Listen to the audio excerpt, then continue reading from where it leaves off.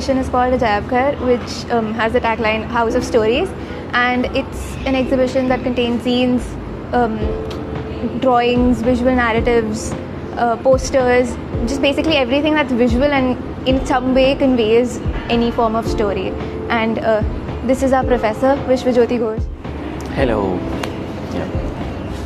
So, thank you for coming to this show, and we're really happy that you guys are here, because till last night we were having butterflies in our stomach and we didn't know this morning whether we'll be able to put it up or not, but thankfully something magical happened in the last half an hour before the show and everything came together.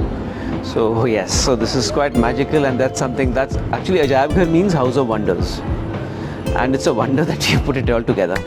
And the term is actually used for a museum, but last semester the students said whatever we are doing is also like, it's quite a wonder that we are putting it together, and so we call it the House of Stories. What we have to remember here is that most of the students here do not have a practice in arts, like a full-time practice in arts. So they are taking it either out of curiosity or out of reference or out of finding out something, or to want to continue the practice. So it's very interesting to see the world they bring into this course. So from their memory, childhood, everything. So that's how Shreya Govil made this cobweb of her images. Right, so this is my cobweb. It's basically our third assignment where we had to kind of discuss what our idea of home is. And this is a little bit of a context as to what this entire cobweb is.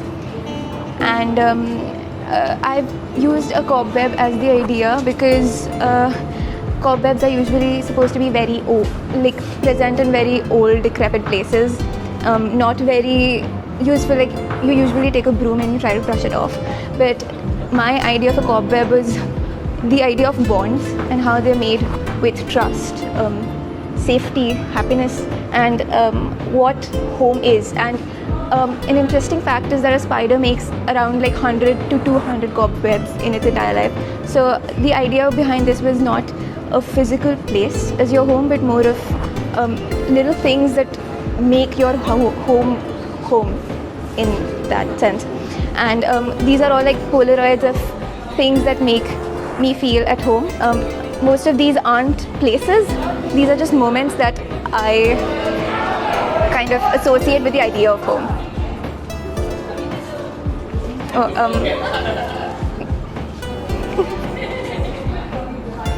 But yeah, other people have also made a lot of projects about home.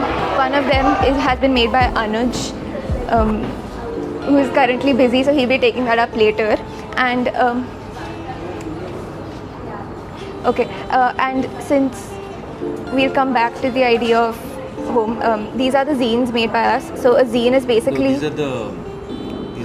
are the fictional narratives, non-fictional narratives. So we did a series of non-fiction narratives basically of students engaging with life around the campus, but it has to be a non-student life. So people have gone around talking to support staff, people have gone around talking to the chai shops around.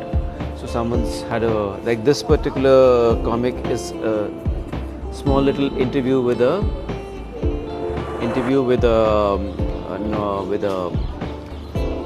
a housekeeping staff. Come here. And let me introduce you to Ashni. Ashni, please come in. Oh, beta. This is her work. So this is a comic I made after talking to one of the guards. So I've known her for a while, and we've had all sorts of conversations about different things, and one day we just got to talking about drinking, and she started telling me about her Thursday nights, which happen on Friday. So this is a comic about how I imagine her days to be, usually working here at Ashoka. She's usually at the RH5 desk, sometimes at the gate, and looking at the kids, partying on Thursday, how it reminds her of her own Friday nights and how she gets off her shift, goes to party with her friends. She told me that they party at one of her friends' houses usually, and I asked her, a lot about why she likes to party, because a lot of people have really conservative views about drinking. So she told me that it's a great tool of like bonding with her friends. So that's what I made this about, to show that she's sort of just like any other girl that you would meet at Ashoka. Oh, so this is my non-fiction narrative. It's based on the gardener at the nursery at Ashoka. I spoke to him about his journey as a gardener and how he came about Ashoka.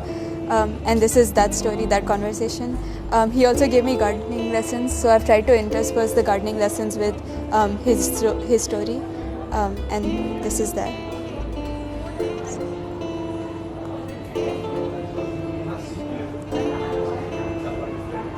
So hi, Anuj this side.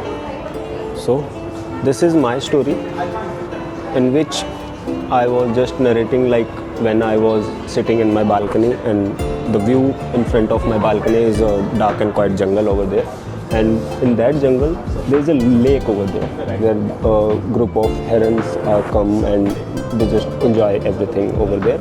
And then we came across a path in this jungle that leads to some small society in the middle of this jungle, and then the sun is also rises from this jungle and then sets behind this loud and crowded city or town, you can say. But in that, every person is like working for their home, far from their home, and they are working for, I don't know, that what do you call a home? Is it just a concrete structure which you call a home, or is it like a family which you call a home? So in my sense, the freedom is your home and your family is your home. So this is a complete story. So what made you to make this thing on an charcoal or in pencil sketch kind of thing? Was that the reason? Pencil sketching, I just like pencil sketching because there's no colors in pencil sketching. It's like a monochrome. You imagine you have to just show that this is light, this is dark, is it colorful? There is a painting, do it needs to be colorful or no? In black and white, is there no life in black and white? There is life in black and white. So that's why I choose it to do it in a pencil color, not pencil color, normal pencil shading. So that's the thing. So these are posters. Each student have made their own posters and they have some kind of stories in their mind. So yeah, we didn't expect such a big crowd, and as you can see, we have very viewers here and they are also scholars. Oh, wow, someone's actually making a drawn feedback. She gets the early bird prize. Yeah, and there's another one. Yeah, they get the Bharat Ratnas. How was your experience? How was your experience over here? It was really fun. I had a lot of. Can I just plug this in?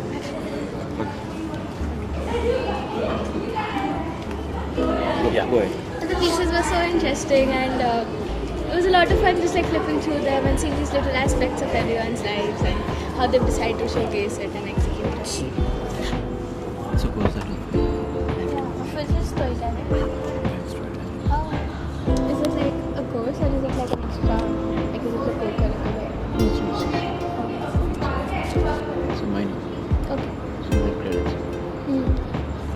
First year? Yeah.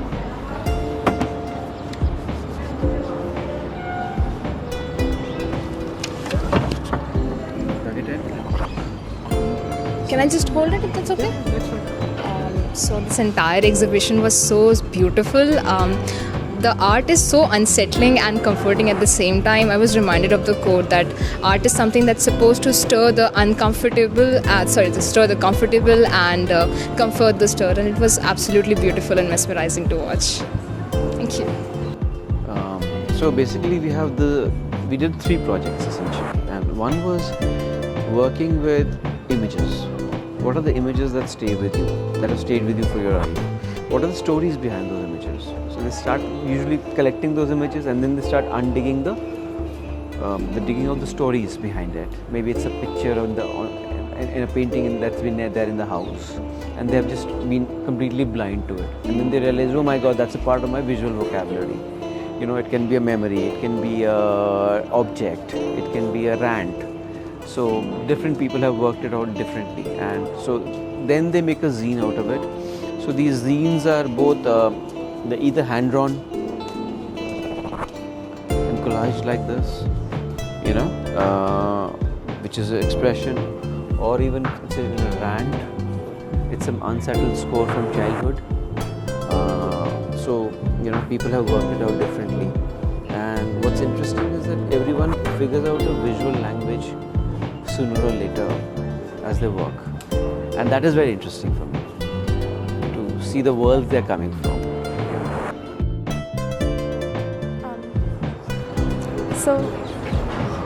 This is my zine in which I've explored the different visual influences in my life and the way that they exist spatially in my head. So throughout my childhood, all the images that have stayed with me have been explored here.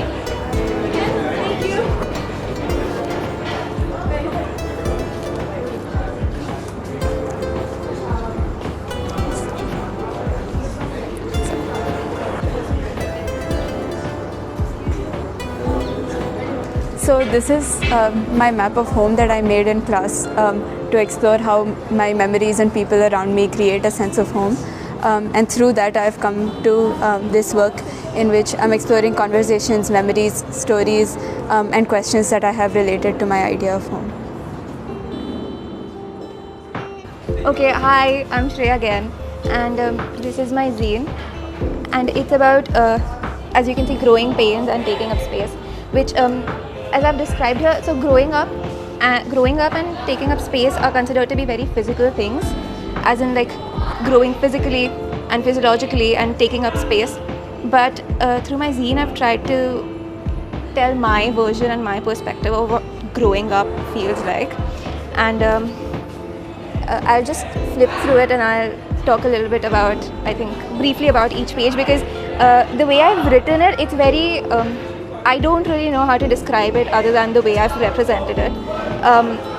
And this is just me kind of going through an existential crisis, and everything just feels kind of wrong, maybe in your body, maybe in your mind. And I think everybody takes a lot of time to adjust to like who they truly are, because we aren't really taught to be ourselves a lot of times, and there are certain characteristics that are appreciated more than others, which takes a long time to kind of get over. And this is just a compilation of the moments that I really like and make me feel a little bit better about being alive and in this body. Oh, sorry. And then this is me kind of reconciling with the idea that maybe growing up and occupying space in this world isn't as daunting of a task as it seems when you take it slowly, and if you just kind of learn to appreciate yourself, then it might get easier in the long run.